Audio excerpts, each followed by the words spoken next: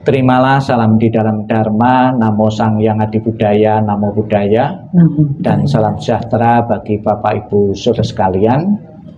Kami mewakili tim doa dari Wihara Budayana Surabaya ikut mengucapkan bela sungkawa, ikut berduka atas meninggalnya almarhum Bapak Sugiono. Di karangan-karangan bunga bisa kita lihat bermacam-macam tulisan, ada yang ciri khas umum, ada yang ciri khas Buddhis. Kalau umum ikut berduka cita, artinya yang ikut merasakan kepedihan, penderitaan bukan saja satu keluarga ini saja, namun juga keluarga-keluarga yang lain pun merasa ikut kehilangan atas meninggalnya Bapak Sugiono. Di kalangan umat Buddha ada satu ciri khas, mungkin Bapak Ibu pernah melihat karangan bunga yang ditulisi Sabi Sangkara Anicca. Kalau diterjemahkan ke dalam bahasa Indonesia kurang lebih segala sesuatu yang terbentuk tidak kekal adanya. Ini sebuah pesan kepada keluarga dan kepada kita semua, tanpa kecuali anggota keluarga kita, tanpa kecuali orang umum pun, orang-orang baik yang kita cintai maupun yang kita benci pun juga akan mengalami proses ketidakkekalan, ketidakabadian.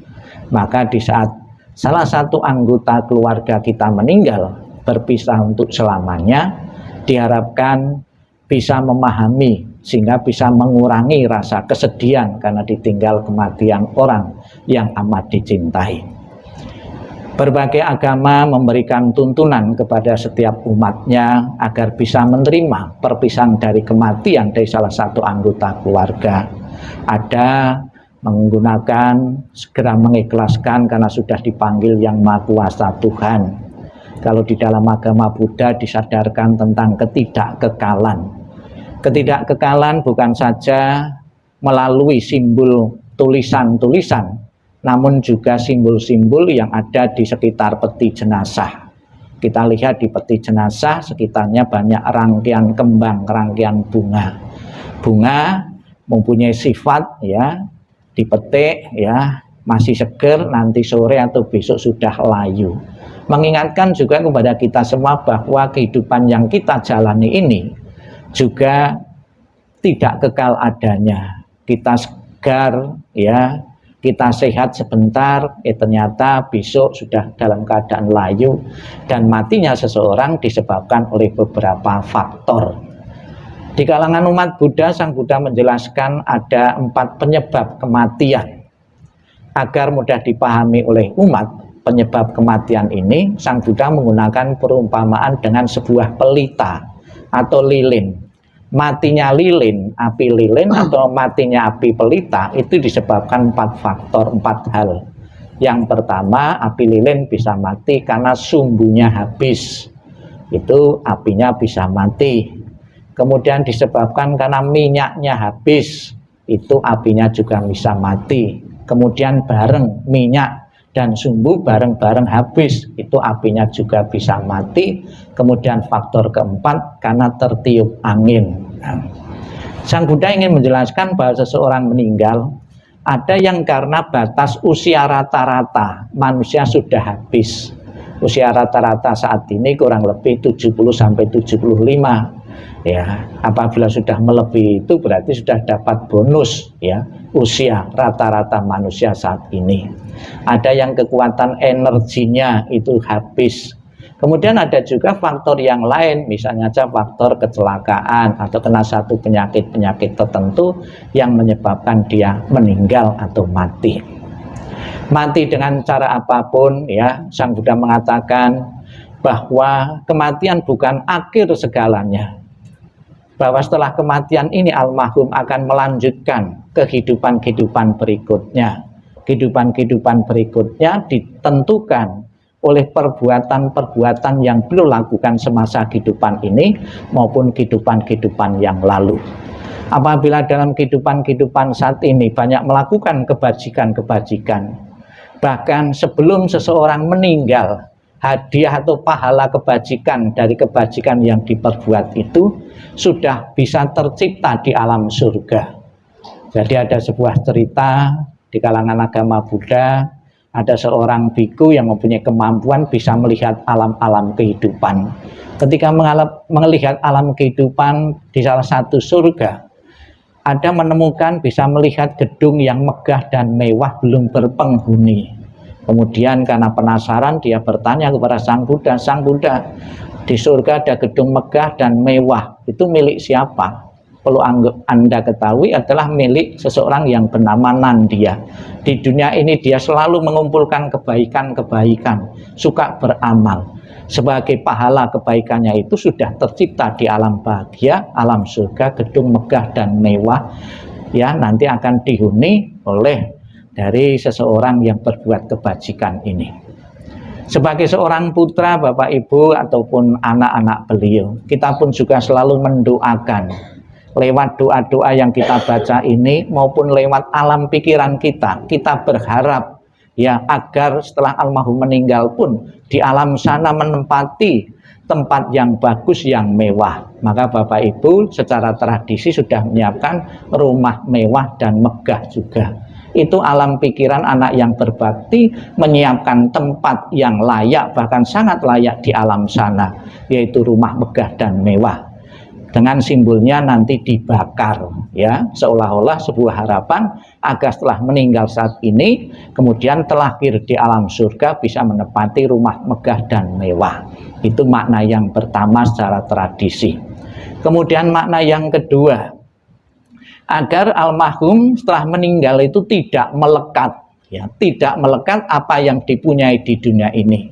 Sebab apa yang dilekati dunia ini itu bisa menyebabkan seseorang arwah itu gentayangan, biar tidak melekat, nanti dibakar, seolah-olah apapun yang pernah dipunyai di dunia itu sudah dibawakan.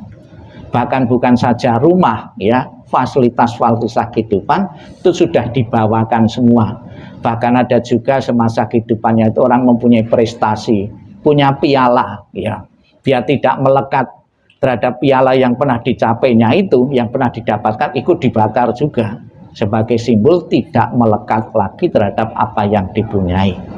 Kemudian makna yang ketiga dengan rumah ini, Bapak Ibu tadi menghormat dengan memutari rumah itu juga. Sebagai simbol Bapak Ibu harus menghormati peninggalan dari orang tua. Kan ada juga, ya banyak juga setelah meninggal orang tua model jual-jual, ya. Jadi jual rumah orang tuanya. Padahal ya itu adalah sebuah jerih payah dari orang tua yang wajib dilestarikan. Jadilah pewaris ya dari generasi yang pandai merawat warisan dari orang tua. Syukur bisa mengembangkannya dengan lebih baik, berkembang lagi. Jadi doa dan harapan melalui tradisi maupun tidak ya, sarana-sarana itu sebuah harapan-harapan dari yang hidup untuk yang meninggal. Kemudian di depan peti jenazah kita bisa melihat juga sajian makanan-makanan. Sekalipun menggunakan istilah sajian dipersembahkan, namun sebetulnya makanan itu juga tidak berkurang. Ditaruh di situ sampai besok pun juga tidak berkurang, tidak detail juga. Namun apakah ada nilai manfaatnya? Tetap ada nilai manfaatnya. Jadi almarhum tahu juga, saya tetap dilayani, saya tetap diperhatikan, terbukti saya tetap dikasih makan. Dengan merasa diperhatikan, dilayani yang hidup ini akan membentuk kondisi arwah itu mempunyai kondisi bahagia. Kondisi bahagia yang dimiliki almarhum itulah yang akan mendorongnya terlahir di alam bahagia. Ada cerita yang lain untuk mendukung arwah itu tetap bahagia. Di saat melayat itu tidak boleh cerita-cerita kejelekan-kejelekan yang meninggal.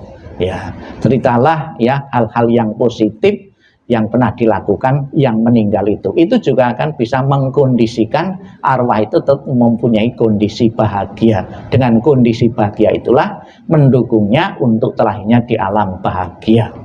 Tapi sebaliknya, apa yang dilakukan keluarga tidak mendukung kebahagiaan dari yang meninggal, itu juga bisa mendorong seseorang itu memiliki kondisi yang tidak bahagia. Sebetulnya Bapak Ibu membuat surga dan neraka bagi orang tua kita itu tidak usah menunggu meninggal ya. Dalam kehidupan saat ini masih berkumpul dengan kita ya. Kalau anak-anak ya, beliau selalu rukun dan harmonis, kita sudah membuat surga bagi orang tua kita sendiri. Orang tua pasti senang melihat anak-anaknya rukun dan harmonis. Tapi sebaliknya anak-anaknya tidak rukun, tidak harmonis, kita telah menciptakan neraka bagi orang tua kita sendiri karena menderita. Bapak Ibu saudara yang saya hormati, yang kita baca tadi adalah Buddha Amitabha.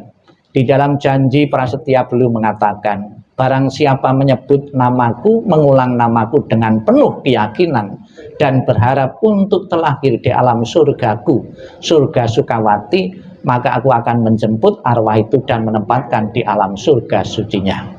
Sudah menjadi keinginan dan cita-cita setiap orang hidup bahagia di dunia, panjang umur sejahtera, kalau mati masuk surga.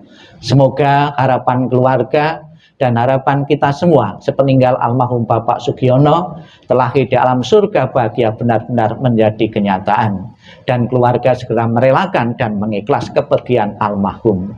Ditinggal kematian seorang suami, ditinggal kematian seorang ayah, juga pernah terjadi dalam keluarga-keluarga yang lain.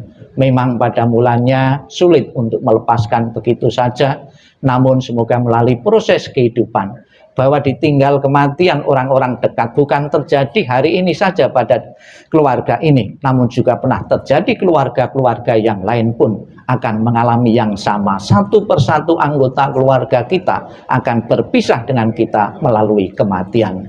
Selamat jalan almarhum Bapak Sugiono, dengan dukungan doa dari Hande Tolan sanak saudara dan famili, dan dengan kebaikan yang kau kumpulkan, semoga segera mengantarkanmu menuju alam bahagia. Sadu, sadu, sadu.